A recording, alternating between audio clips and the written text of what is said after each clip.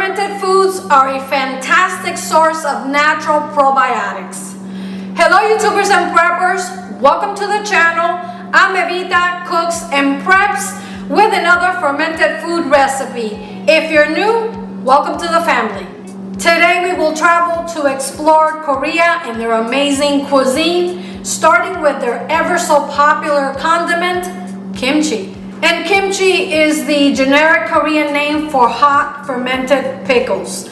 Kimchi can be made using all sorts of vegetables. However, the most common recipe calls for Napa cabbage, daikon, and carrots. And in just a little bit, I will share my recipe. But before we do that, if you enjoy this content, I'd like to invite you to subscribe to the channel, like, share, and comment for the YouTube algorithms, and activate the bell so you never miss out on any of my delicious recipes. With that house cleaning out of the way, let's get started with this process. Just like the sauerkraut recipe that I shared recently, kimchi is another powerhouse of fermented foods that, besides being delicious, is packed with an array of essential nutrients, vitamins, and of course probiotics, which is one of the reasons why I also include kimchi as part of our daily diet. It is an acquired taste, and in this case, because it is a hot fermented pickle, it is a little bit spicy. However, you'd be surprised how mild it can turn once it goes through the fermentation process. The level of heat that you get from the kimchi is going to depend on the amount of red chili flakes or red chilies that you add to your kimchi and tailor it to suit your palate. My husband likes it very spicy. For me, I like to keep it in between because even though I do enjoy spicy foods, I also want to be able to taste the different vegetables that go into the kimchi. So the first thing that I'm going to do, I'm going to be cleaning all the cabbage. I'm also going to be rinsing it. I don't want to bore you with that process. Basically what I'm going to do, just like the cabbage, I'm going to be chopping cabbage, and then I'm going to soak it a couple of times in a solution of water and baking soda until I know that the cabbage is perfectly clean. I'm going to repeat the same process with all the vegetables, but I will show you a little bit of how I like to slice them. Now, my kimchi recipe is slightly different. I'm not going to be using daikon because unfortunately my vendor is having a really tough time with the daikon this season. In place of the daikon, or in addition to the daikon, there's a couple other vegetables that I like to include in my kimchi. Oh, and I almost forgot to mention that anytime you pickle vegetables, to ensure a safe fermentation, the salt plays a very big role. It should be very precise, and it's often determined based on the total weight of your vegetables, which is why I have the scale right here. I've already weighed on my vegetables because it is crucial that we get the proper salt to vegetable ratios. I've already removed some of the outer layers of the Napa cabbage, and I'm going to start just pulling some of these leaves and set them aside. But the easiest way to cut the cabbage is simply by cutting it in half.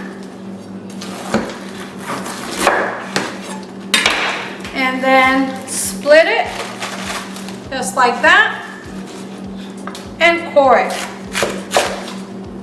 Easy peasy. Don't throw out the cores or the outer leaves. Remember, you can use those in your vegetable stock. Think like a prepper and waste nothing.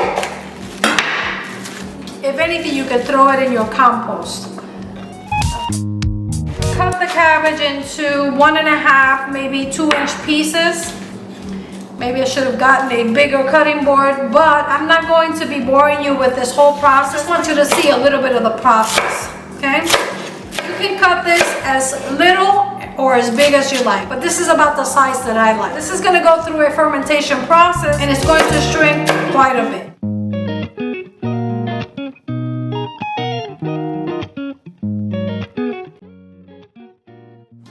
I think it's great that nowadays we have access to all these different cultures and cuisines without leaving our homes. When I tasted kimchi for the first time, just by looking at it, I wasn't very interested, and I smelled it out of curiosity it is an acquired taste, and besides being very healthy, it's delicious. I encourage you to give it a try. In South Korea, kimchi has a history that dates back over 2,000 years. And traditionally, the vegetables used in kimchi were intended to be preserved, pickled, to last several months. And in some places, kimchi is fermented in cool pits to control the bacterial growth. While the cabbage is soaking, you can prepare the rest of the ingredients. And some kimchi recipes call for a form of onions, and I'm going to be using a combination of leeks and scallions, and I'll be using both the greens and the whites. I've already shown you guys how to properly clean leeks, so be sure to check that out, and I'll leave a link right up here for you. Leeks, like I said, are very filthy dirty, and even though sometimes upon inspection they don't seem to be dirty, they really are. Same thing, same principle. I'm going to be chopping all my vegetables about the same size.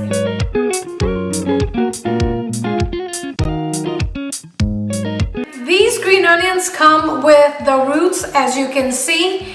And interestingly, if you cut the piece on the bottom to about 1 inch and you stick this in the ground just like that, you get brand new scallions. So make sure you don't throw those out. And if you don't want to plant them, again, I'll remind you, use it in your compost or when you make vegetable soup the next time.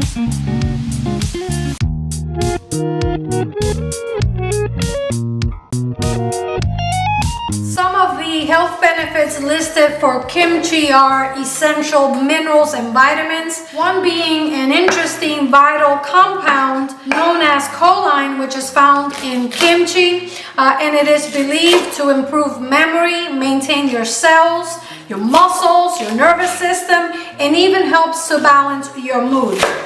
Other health benefits for kimchi include better digestive systems and gut health due to its excellent probiotics. The same lactobacilli bacteria found in yogurt and other fermented dairy products can be found in kimchi.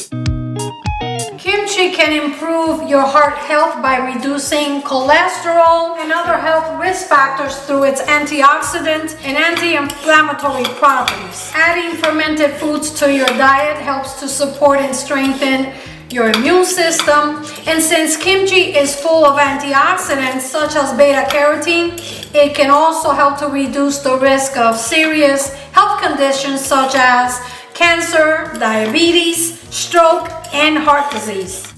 That's probably why you will find carrots as a component to most kimchis.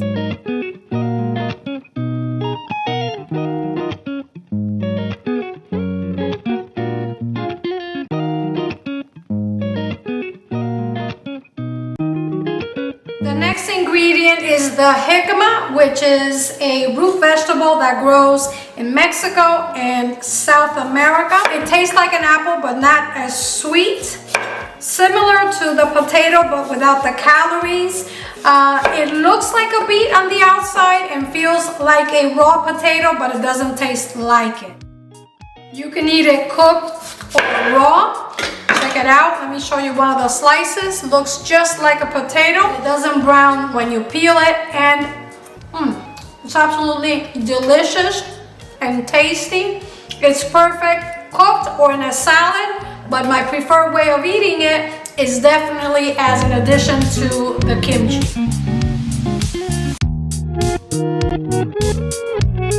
The last vegetable in my kimchi recipe is the turnip, which is a root vegetable that grows wild in Siberia. It's from the mustard family, and turnips are at their best when harvested in the spring and fall. This one right here, which is white and purplish, is the most common variety. Similarly to jicama, it's slightly sweet with a potato-like texture.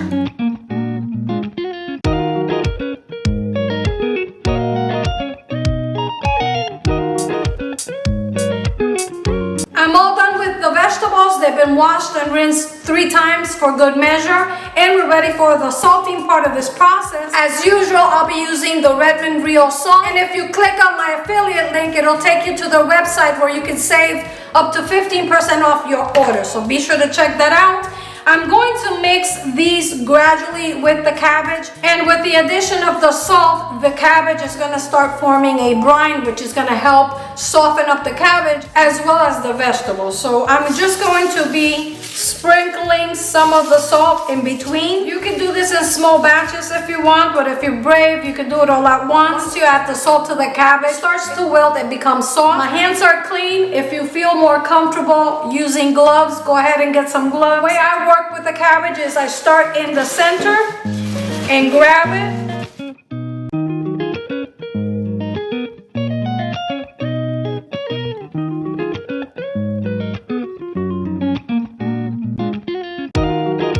While you squeeze your cabbage, you're also getting a nice little massage because salt helps to smooth your skin. So we're getting a 2-for-1. Look at how beautiful that color already looks. Since I've already pre-measured and weighed my salt, I'm not concerned about adding too much.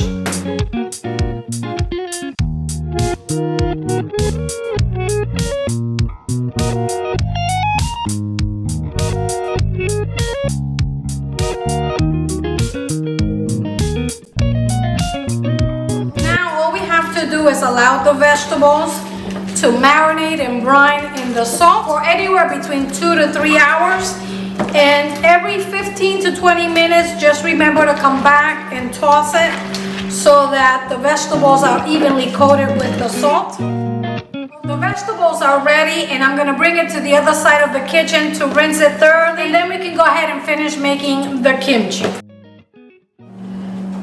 Traditional kimchi calls for a paste that is made by combining water and glutinous sweet rice flour. And I'm going to mix it to dissolve and break all the lumps before turning on the heat. This paste is very important because the glutinous sweet rice flour, it's what helps the chili and the seasonings adhere to the cabbage and the vegetables. And you want to start this off the fire, otherwise you're going to get lumps on your paste. We want to cook this on medium heat. So you want to start it nice and slow. And I'm going to cook it on medium heat, stirring constantly until it thickens. Okay, this takes between 3 to 5 minutes depending on your stove.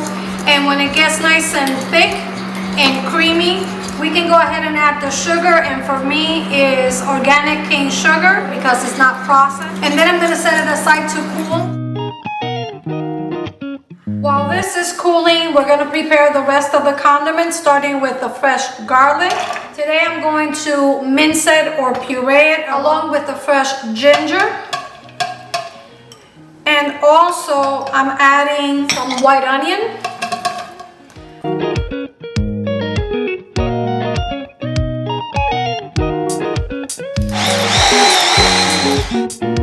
This is going right into the paste. The ginger and the garlic, also the onion, is going to help the cabbage and all the vegetables ferment. Lastly, I'm adding the fish sauce. In addition to the fish sauce, I'm adding bonito flakes. Bonito flakes are simply dried, smoked, and fermented fish fillets. And bonito flakes are a lovely and flavorful addition to many dishes such as soups, rice. You can use them as toppings, just to name a few of the many uses of bonito flakes. So if you've never tried bonito flakes, go ahead and give it a try. Let me know your thoughts in the comments below the video. We have here the most important condiment, the red pepper flakes or powder. And this is crucial. The amount of red pepper powder that you use is gonna depend on how spicy you like your kimchi. My husband likes it extremely spicy. For me, I like it somewhere in the middle. I'm gonna be placing the kimchi in the fermentator or the jar. Whatever vessel you decide to use is fine. If you use a jar with a lid, don't tighten it. This is going to ferment Therefore, it's going to generate gases that it's going to cause the liquid from the kimchi to push the vegetables up. Therefore, it may cause the jars to explode if you tighten them too much. It's also a good idea to place a plate on the bottom of your vessel, just in case you have any spillover overnight. That way we can keep the mess to a minimum. I recommend that you use gloves to massage the paste with the vegetables, especially if you're sensitive to chilies. And I'm going to pour all of it at once and gently massage it throughout. I am pressed for time. I have a couple of fermentation projects that I'm working with today, and I really need to get this going.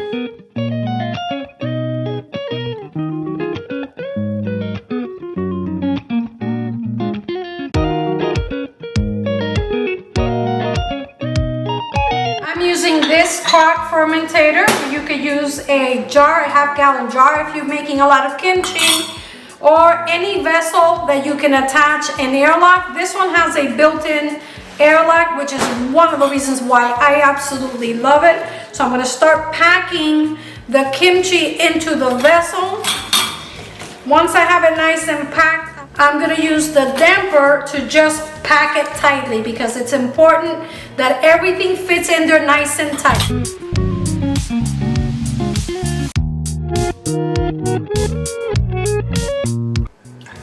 Yum, yum, yum. It looks delicious. Smells incredible. Kimchi can be enjoyed the same day you make it or within 24 to 48 hours. However, like most fermented foods, in order to obtain the maximum health benefits from the kimchi, it's recommended that you ferment at least 1 to 2 weeks. But if you're like me and you're a little bit impatient and you don't want to wait 1 to 2 weeks, you can go ahead and enjoy it right now. For this one, I'm going to be using one of these glass weights. That's going to help me keep the vegetables submerged under the liquid. Okay. Go ahead and wipe it clean. You don't want to leave it sticky because that's going to attract fruit flies. I'm also adding the cover with an airlock that's going to allow all those gases to escape. And because this has its own built-in airlock, all we have to do is add a little bit of water, not too much, and then just cover it with the glass top, just like that. That's also going to allow for all those gases to escape the fermentator naturally. And it's also going to keep fruit flies and dust away from the kimchi. This is going to be going to my fermentation room for the next 24 to 48 hours, right next to the sauerkraut that we made recently, at which time we can start enjoying the kimchi. Once the kimchi gets nice and bubbly at around the 1 to 2 week mark, you want to store it in the refrigerator. And if you've never tried kimchi, I hope you give this recipe a try. For more fermented recipes and projects like this one, consider subscribing to the channel, like, share, and comment for the YouTube algorithms, and activate the bell to be notified when I upload new videos. Until next time, I'm Evita, Cooks and Preps. Bon appetit! You really have to try it.